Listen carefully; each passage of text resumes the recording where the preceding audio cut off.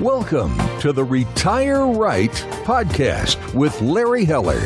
You deserve complete financial advice. There's no acceptable alternative if you want a plan to live well and on your terms. Complete financial advice equals complete peace of mind.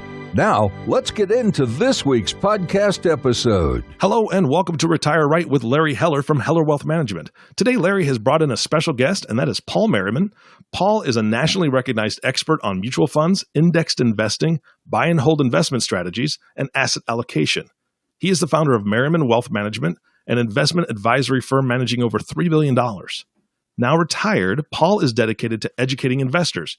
He is the author of 7 books, including Financial Fitness Forever and Live It Up Without Outliving Your Money. He is a regular columnist on MarketWatch.com and produces a weekly podcast at paulmerriman.com. Paul's website has over 400 articles and podcasts on asset class selection, asset allocation, mutual fund selection, and recommended mutual fund and exchange-traded funds, or ETFs, portfolios for Vanguard, Fidelity, Schwab, and TD Ameritrade. In 2012, he launched the Merriman Financial Education Foundation. That is a ton of stuff. Good morning, gentlemen. How are you? Doing great. I'm actually tired listening to what I have to do. I'm going to ask for a raise. That's funny. Thanks, Eric, for the introduction. You bet, Larry. Thanks for bringing him in. Yeah, I'm real excited, Paul. Thank you for the time. I know it's a little early on the West Coast there for you, so appreciate you joining us this morning. My pleasure. Thank you. So why don't we kind of just jump right into today's topic? So, we're going to talk about the 15 ways to make more money in your 401k plan. We'll try to get to all 15 of them in this podcast. If we don't, we'll post them all on our blog. So why don't we just jump right in? So, Paul, why don't you start with what's the first way to make more money in your 401k plan? Well, the easiest way that I know is simply to start as early as possible, because you have this amazing asset as a young person. You've got time, and that first 5 years is so important in terms of what you're going to end up with later in your life. I mean, literally, the first 5 years could mean an extra $1.5–2 million. Even if you're just doing an IRA. So you got to start as early as possible, even if it means asking mom and dad for a loan. I mean, that's a great idea because, I have so many young people today, they say, I can't afford to put money away. I've got 3 basically entering the workforce. One is in the workforce, and I'm very stringent on them that they've got to put something away, because the word compounding is a miracle in and of itself, and I guess that's what you're alluding to by how much you can make by the time you retire. And Larry, I got to add, I was recently with my 9-year-old grandson, and he was he was asking me to buy something that was going to cost $200. And I found him the same thing for about 75% less. And I think it's about time he learned what the rule of 72 is. And believe it or not, in 5 minutes, he figured out the rule of 72. I mean, I worked him through it and realized how much more that money could do if it had time to grow rather than to be in some depreciating thing that he wanted to buy. Right. And, and I mentioned the workforce, but, for those listeners out there, if you have a child that's still younger and working and making, I think now $6,000, you could set up a Roth IRA for them, earlier. You don't have to wait until they're out in the workforce. We have clients and children of clients and some grandchildren. The grandparents have done that. They have to have a legit job and do something. So you can even start earlier than your 20s. Yeah, I just had a meeting with a couple of young kids, 13 and 15, and their parents, of course. and the parents were matching what they were making, and they're both. One of them had made $1,000 so far this year, the other $2,000 this year, and the parents were matching it. And the parents were so clever; they gave them each a card to show them what that money, just that money, will be worth when they're 65 years old. Fingers crossed, of course, on the returns, but yes, you can do it. For in fact, I know a guy who pays his 5-year-old son to mow the lawn. Yeah, great. Great ideas. So for all those you out there listening, you can get your 5-year-olds out there mowing the lawn. I think some of them may find that fun. And by the way, he wears a helmet, just so you'll know that the parent is not using slave labor there. So that's reason number one. Let's move on into reason number two. Yeah, save more, and I think it should be almost an automatic strategy. If you even added 1% more, 2% more, 3% more each year, I'm working on a table right now that's going to go in a future article to show what over a lifetime it would mean to you if you simply started with an amount like the 6,000 that you mentioned, and you added 1, 2, or 3% a year more. I mean, literally, even 1%. Can lead to an extra $800,000 that you're going to have to both spend and leave to others when you pass on. Yeah, I mean that's a great suggestion, and we do some education meetings for 401k participants, and we try to tell them, just to add, even if they add $10 a week or $15 a week, just to try it, and they'll be fine. I said, if once you try it, if it doesn't work, you can go back. But it's amazing how if you add a little bit more money to what you're putting away, they're able to do that. In addition, if you get a salary increase, a great time to increase the percentage you're putting away until you get to the max. Well, and if you had an automatic 3% a year increase, whatever happens, as an absolute minimum, the additional, I mean, literally, it's millions. Again, when I think in terms of millions, Larry, I'm thinking about not just what they have to spend in retirement, but what they leave to those who survive. Because as far as I'm concerned, when people ask me, how have you done with your investments? I tell them I have no idea, because I won't know until I die. Because the real return on all of our investments, it's what we take out to live on and what we leave to children or causes or friends, whatever. That's how I look at the return on investments. Great thoughts there. So let's go to reason number 3, Paul. What's the third way to make more money in your 401k plan? Well, I think that everybody, if they can, should use the Roth. I don't even consider it a tax decision. I know that they'll say, well, if your tax rate is lower in retirement than it is now, then don't do a Roth. But I say, number one, we have no idea what our tax rate is going to be when we retire. When I came into this industry, it's unbelievable, but the marginal tax rate for, I think it was around $100,000, was 90%. And then a couple of years, it was 70%. So we may be, when we are reaching retirement, in an environment of very high taxes. So if that's the case, won't it be wonderful if you will have taken the stand to not get a refund? Because that's the real impact of a Roth IRA. We do not get a refund, a tax refund, but what do we do with that tax refund? Most of us take it and go out and have some fun with it. Now, I'm not opposed to fun, but I keep remembering that this money we're talking about is either fun now or fun later. I was one of those fun later guys, and boy, did that pay big rewards for me, because I was frugal early, and now I am not frugal. And so I say, do the Roth, because it forces you, in essence, to save more money.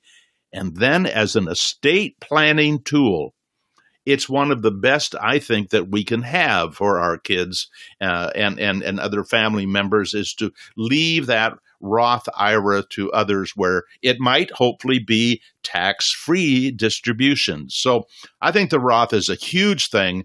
And if your 401k does not have a Roth a choice, I would be banging on the door of those trustees and say, come on, let's give us what we really deserve. No, that's a great point. And I think if you don't have it, you may see plans adding that in light of the House passing the Secure Act.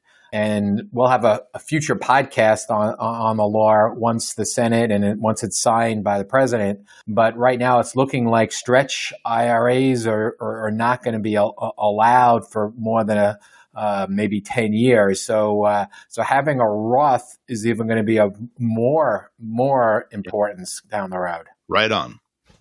So let's talk a little bit about reason number 4. There's something about bending over and picking up money off the ground that I find an interesting decision. How much money does there have to be to bend over and pick it up? And I've talked to people of my age who wouldn't bend over and pick up $1, but they'd certainly bend over and pick up 100 or 50. And as far as I'm concerned, the one free money, the bending over and pick it up, that all of us should do is to take advantage of the company match. And I know that people are going to say, well, I can't afford it. I don't have the money.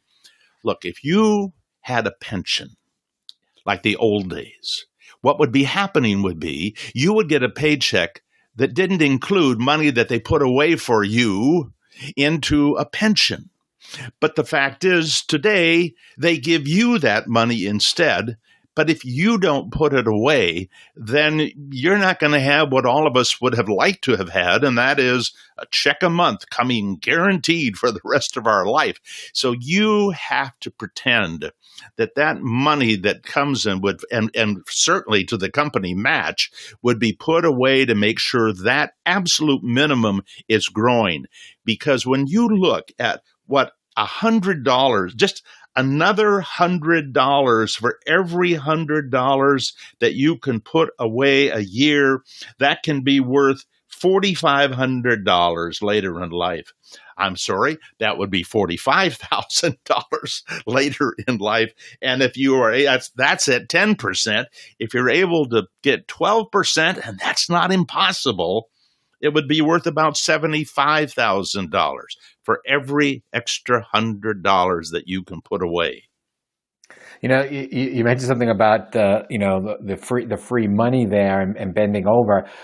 We've actually gone into a education meeting, and we brought $100 bills and put them on the table, and we actually said to the participants, "Well, if that's free, there, would you take it?" And of course, everyone said yes. And then we explained to them, well, each one of you is not maximizing your match. So trying to get them to understand that it's free, it's free money. And by the way, Larry, I sometimes wonder, what is the psychological challenge there?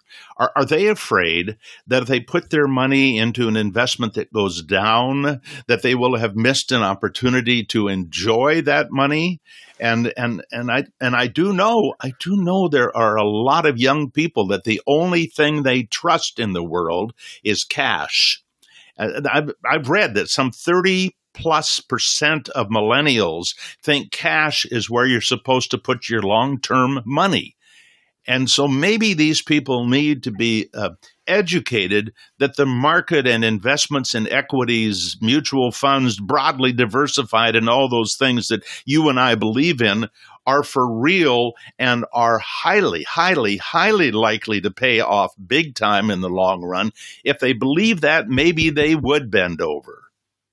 Well, we talk about the importance of equities, and I guess you have those in some of your future reasons here. I think the free money, believe it or not, has to more do with the younger people. A lot of live paycheck to paycheck, and they don't want to give up something, And we try to say, hey, if you gave up one cup of coffee a day, could you do that?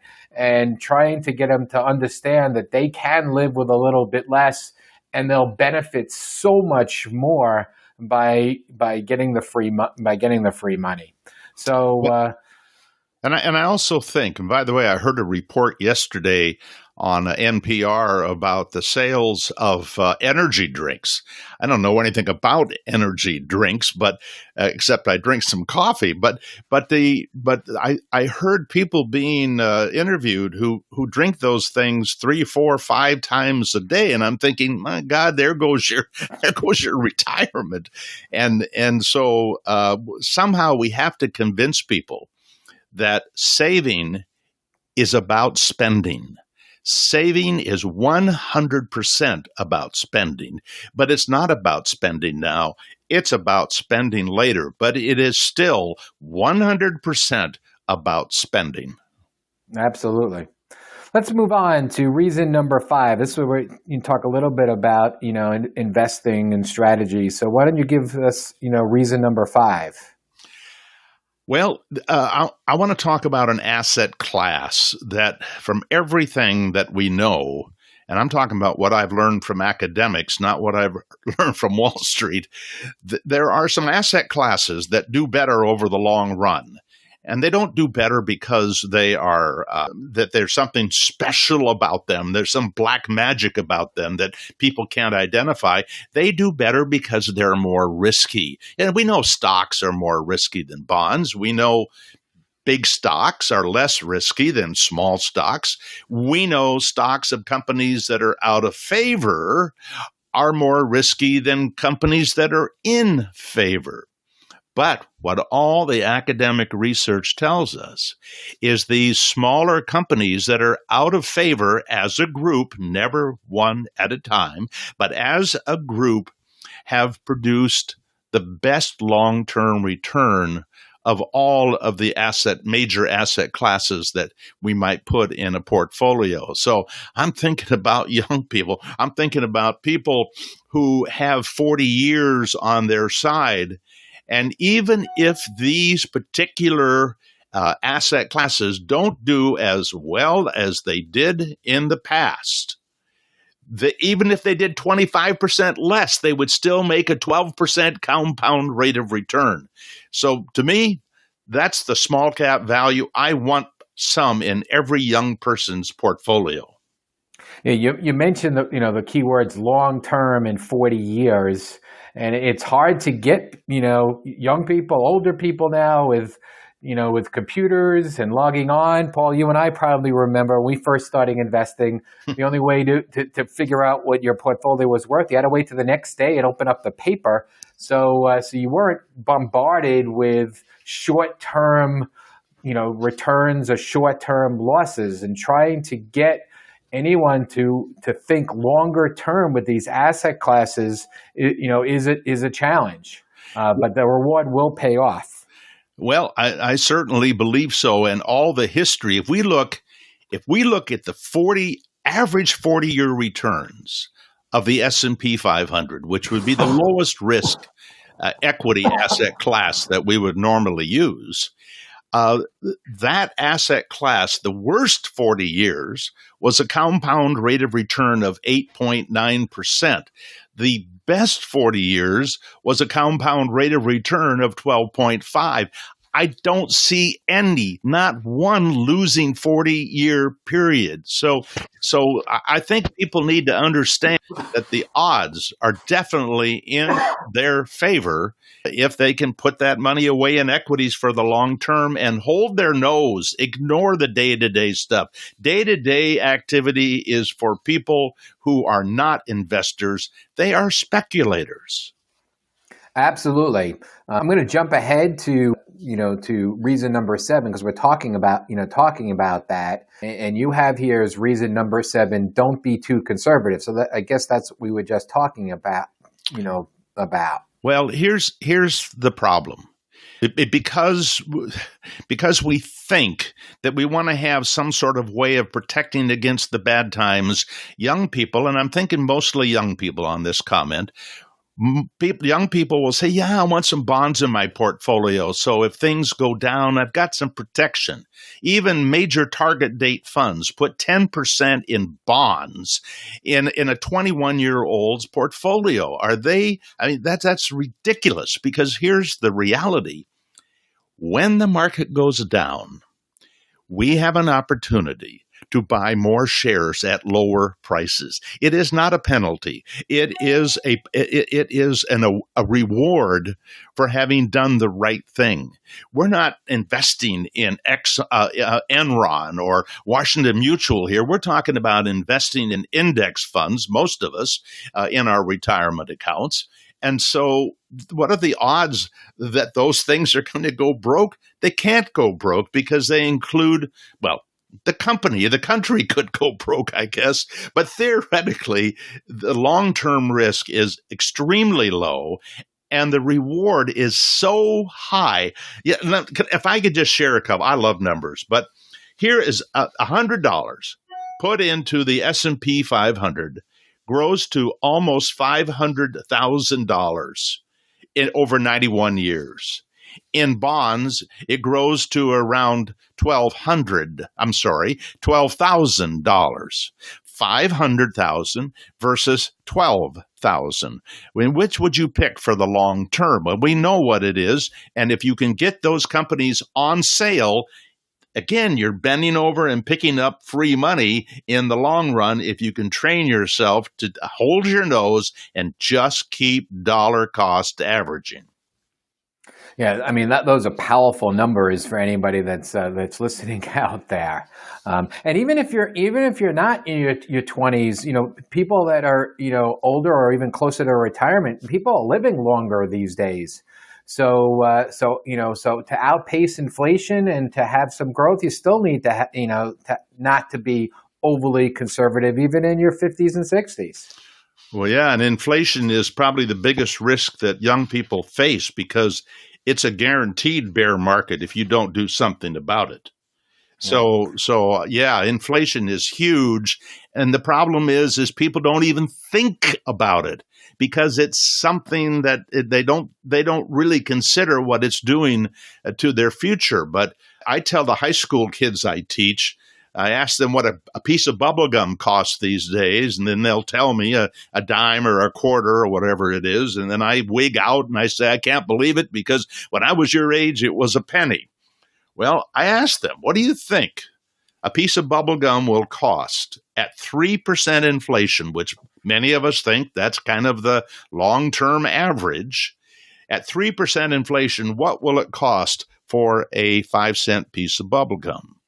And I get guesses that start around $100 and eventually get up to $1,000, but it's $2.3 trillion billion. That is the impact of inflation over time. Now, we're not going to live for 2,000 years, but it doesn't change the fact that if it's going to cost you 2, 3, 4, 5 times what it's costing you now to retire because of inflation, that has got to be defended against, and equities are the great defender against inflation, not fixed income. Mm. So let's talk a little bit about another one of your ways to make more money. So you say equities, but you also say that you should diversify in your asset classes. What do you mean by that? Well, I think that there are a lot of really great asset classes. Now, when I say asset classes, I'm talking like the S&P 500. Basically 500 both growth and value companies combined into one group, but they're large companies.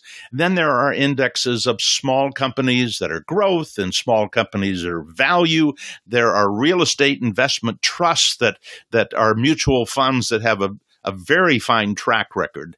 And then you can go internationally and get some of these very similar asset classes there as well. When you put together a portfolio and do it right, you're going to have somewhere between 8,000 and 12,000 companies if you use this broad range of asset classes. And the reason I want you to own lots of them is because you can't depend necessarily on any one of them to give you the best results. I'll just give you one quick example. The S&P 500 from 1975 to 1999 compounded at over 17% a year. And people who were interviewed and surveyed late 1999, early 2000 believed that for the next decade, the S&P 500 should compound at somewhere between 20 and 30%. Well, you and I know they were really wrong, because over that 10-year period, the S&P 500 lost, compounded 1% a year. Now, what if you had a portfolio that included large companies along with small, and value along with growth, and U.S. along with internationals, even a little slice of emerging markets? You would have compounded that part of your portfolio between 7 and 9%. And so that is the kind of thing that gets people off track if any one thing they own is really not meeting their needs. Whereas if you have many asset classes, then you have the chance to participate in a lot of great asset classes that might not have performed as well as the S&P 500 when it was making 17% a year. But that's what diversification is about. Of course, I'm 75. I'm not all in equities. I'm half in equities, because I can't take a 50% loss, which is what goes along with owning an all equity portfolio. Okay for young people, but not for old people. So each one of us, depending on our age and financial state, have to consider, how much defense do we want? But I don't think young people should have anything defensive, I'm talking bonds, in their portfolio before they're 35 or 40 years old. Yeah, you do mention that even yourself at this stage have 50% in equities. That's what we were talking about before.